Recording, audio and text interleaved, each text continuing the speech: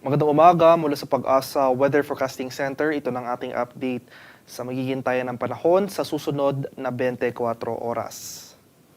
Wala pa rin tayong binabantayang low pressure area o sama ng panahon sa loob at labas ng ating Philippine Area of Responsibility na maaring maging bagyo na posibleng makaapekto sa ating bansa sa mga susunod na araw. Patuloy ang epekto ng northeast monsoon o yung malamig na hanging amihan dito sa mga areas ng northern Luzon. Samantalang easterlies naman o yung mainit na hangin galing sa Karakatang Pasipiko ang weather system na umiiral sa nalalabing bahagi ng ating bansa. Dahil sa amihan, makaranas pa rin tayo ng mga kaulapan na may mahihinang pag-ulan sa eastern sections ng northern Luzon. Samantalang for the rest of the country ay maaliwalas sa panahon na ating inaasahan. May tsansa pa rin ng mga light rains o pag-ambon na dala ng amihan sa malaking bahagi ng northern Luzon. Samantalang tsansa naman ng thunderstorms o yung mga biglaan at panandaliang buhos ng ulan ang ating posibleng maranasan sa nalalabing bahagi ng ating bansa. Para naman sa magiging lagay ng ating panahon ngayong araw dito sa Luzon, dahil sa amihan, makakaranas tayo ng mga kaulapan na may mahihinang pag-ulan dito sa area ng Cagayan Valley. For the rest of Luzon naman, kasama na dyan ng Metro Manila, ay generally fair weather conditions sa ating inaasahan, maaliwalas sa panahon, may tsansa pa rin ng mga light rains o pag-ambon na dala ng amihan sa nalalabing bahagi ng northern Luzon sa mga rehiyon yan ng Ilocos, Cordillera, pati na rin dito sa lalawigan ng Aurora. For the rest of Luzon, including Metro Manila, ay may tsansa naman tayo ng thunderstorms pagsapit ng hapon hanggang sa gabi at mainit at maalinsang ang panahon na ating posibleng maranasan pagsapit ng tanghali. Para naman sa mga areas ng Palawan, buong Visayas at buong Mindanao, fair weather conditions rin na ating mararanasan sa mga nabanggit na lugar. Mainit at maalinsang ang panahon, especially pagsapit nga ng tanghali hanggang sa hapon. Maliit na lamang na tsansa ng pag-ulan na ating inaasahan sa mga nabanggit na lugar. May mga panakanakang pag-ulan pa rin na dala ng thunderstorms. Ito yung mga biglaan at panandaliang buhos ng ulan, kadalasan sa hapon hanggang sa gabi. At para naman sa kalagayan ng ating karagatan, sa kasalukuyan may nakataas tayong gale warning sa mga dagat-baybay ng northern Luzon. Sa mga seaboards yan ng Batanes, northern coast ng Cagayan, kabilang na dyan ang Babuyan Islands at sa seaboards rin ng Ilocos Norte. Kaya sa ating mga kababayang mangingisda at may mga maliliit na sasakyan pandagat sa mga nabanggit na lugar, kung maaari ay huwag po muna tayong pumalaot dahil posible pa rin tayong makaranas dyan ng maalon hanggang sa napakaalong karagatan na dala ng hanging amihan.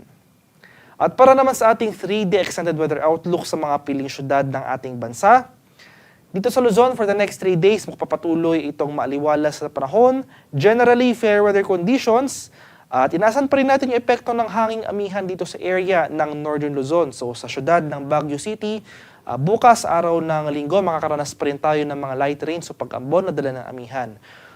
Ngunit inasahan natin ang paunti-unting paghina ng hanging amihan sa mga susunod na araw. So pagsapit naman ng Lunes at magpapatuloy yan hanggang sa araw ng Martes, dito sa area ng northern Luzon, inaasahan na natin na unti-unti na tayo makakaranas ng mainit at malinsangang panahon. Generally, fair weather conditions pa rin at tumataas na rin yung tsansa ng ating thunderstorm activity pagsapit ng hapon hanggang sa gabi.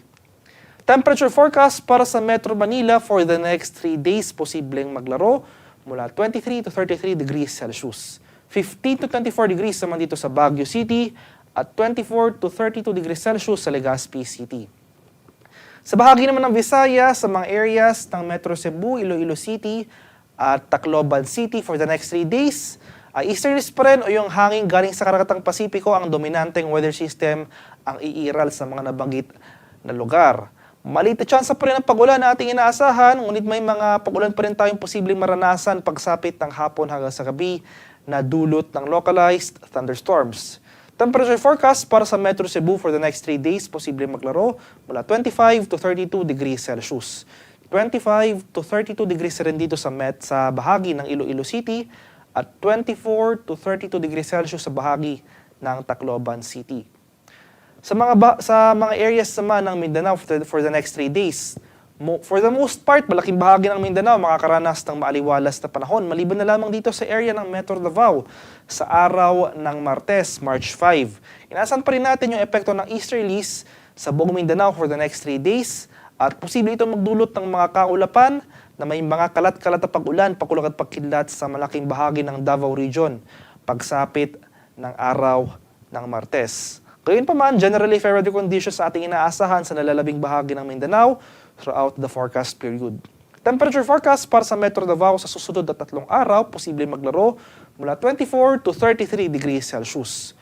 25 to 31 degrees naman dito sa bahagi ng Cagayan de Oro City at 24 to 34 degrees naman dito sa bahagi ng Zamboanga City.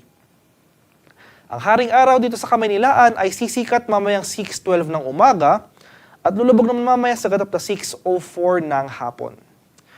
At para sa karagdagang impormasyon tungkol sa ulat panahon, lalong-lalo na sa mga rainfall or thunderstorm advisories na posibleng i-issue ng ating mga Pag-asa Regional Centers sa ating mga lokalidad, ay follow kami sa aming social media accounts at DUST_Pag-asa. Mag-subscribe rin kayo sa aming YouTube channel sa DUST Pag-asa Weather Report at palagi bisitahin na aming official website sa pag-asa.dust.gov.ph.